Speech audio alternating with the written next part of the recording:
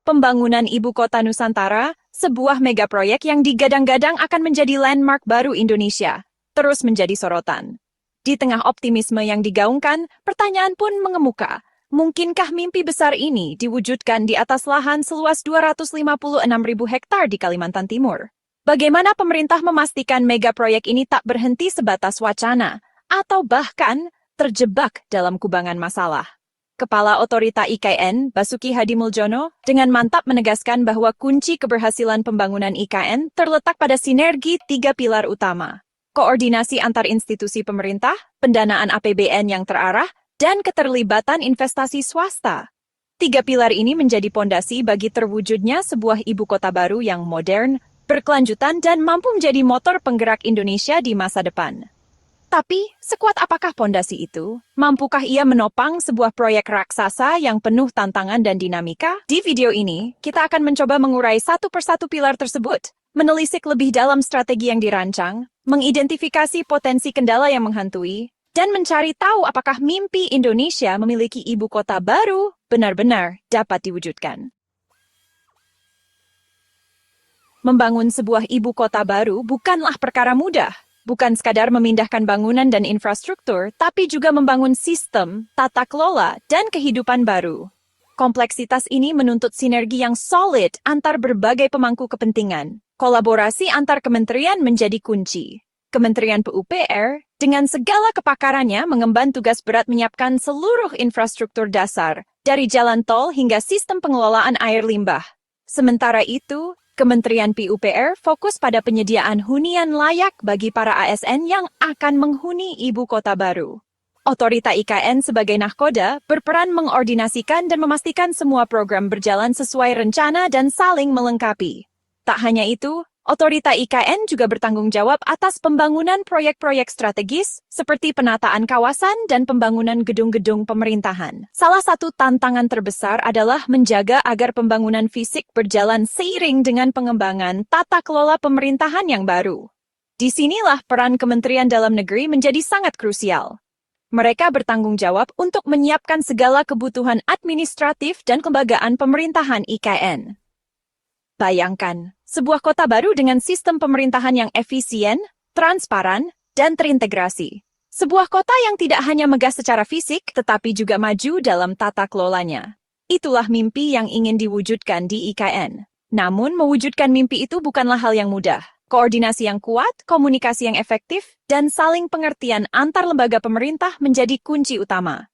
Kegagalan dalam satu aspek saja dapat berakibat fatal bagi kelancaran pembangunan IKN. Tantangan lainnya adalah memastikan agar tidak terjadi tumpang tindih kewenangan dan ego sektoral antar lembaga. Jangan sampai proyek strategis ini justru terhambat oleh miskoordinasi dan konflik kepentingan. Pemerintah harus mampu menciptakan sebuah sistem koordinasi yang efektif dan efisien. Sebuah sistem yang mampu menjembatani perbedaan visi dan kepentingan, serta menyatukan langkah semua pihak menuju satu tujuan yang sama, mewujudkan IKN sebagai ikon baru Indonesia. Keberhasilan dalam menyatukan langkah dan visi inilah yang akan menjadi tolak ukur keberhasilan pembangunan IKN secara keseluruhan. Jika koordinasi antar lembaga pemerintah saja sudah mengalami kendala, bagaimana mungkin kita bisa optimis dengan tahap-tahap pembangunan selanjutnya? Oleh karena itu, pemerintah harus benar-benar serius dalam menangani masalah koordinasi ini. Jangan sampai proyek semegah ini gagal hanya karena kurangnya koordinasi dan komunikasi antar lembaga pemerintah. Ingat, pembangunan IKN bukan hanya tentang membangun fisik semata, tetapi juga tentang membangun sistem dan tata kelola yang lebih baik. Dan itu semua hanya bisa terwujud jika ada komitmen dan kerjasama yang kuat dari semua pihak terkait. Membangun sebuah ibu kota baru membutuhkan aliran dana yang sangat besar. Tak bisa dipungkiri, APBN menjadi tumpuan utama dalam mewujudkan megaproyek IKN ini. Namun, mengalokasikan dana rakyat bukanlah sesuatu yang mudah. Transparansi, akuntabilitas, dan efisiensi menjadi kata kunci yang harus dipegang teguh. Pemerintah telah menganggarkan dana yang tidak sedikit untuk IKN. Setiap rupiah yang dikeluarkan harus dipertanggungjawabkan kepada rakyat. Masyarakat berhak tahu kemana dana tersebut dialokasikan, bagaimana penggunaannya, dan apa manfaatnya bagi mereka. Transparansi dalam pengelolaan anggaran menjadi sangat penting untuk menghindari terjadinya korupsi, kolusi, dan nepotisme KKN. Jangan sampai proyek strategis ini justru menjadi ladang empuk bagi para koruptor untuk meraup keuntungan pribadi. Selain transparansi, akuntabilitas juga menjadi hal yang sangat penting. Setiap penggunaan dana harus dapat dipertanggungjawabkan secara jelas dan terukur. Pemerintah harus mampu menyajikan laporan pertanggungjawaban yang akurat dan transparan kepada publik.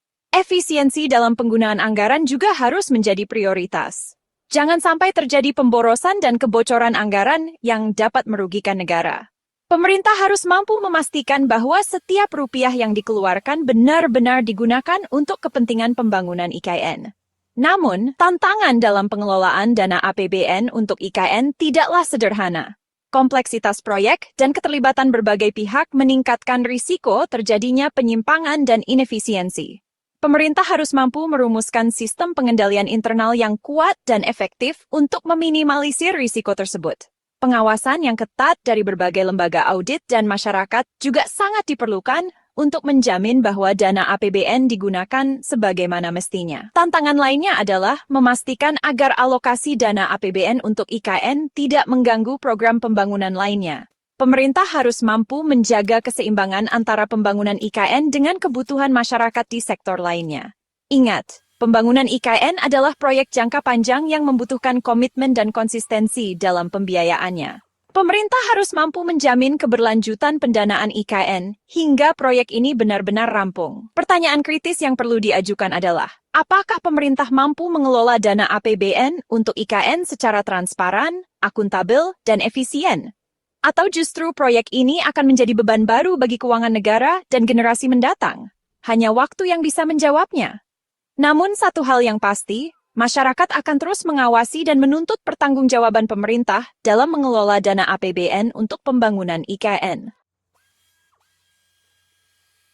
Investasi swasta menjadi salah satu pilar penting dalam mendukung pembangunan IKN.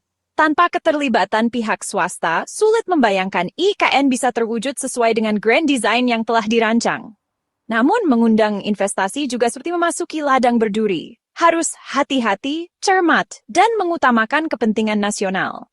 Pemerintah menargetkan investasi yang sangat besar dari pihak swasta untuk berbagai sektor di IKN, mulai dari infrastruktur, properti, hingga pariwisata.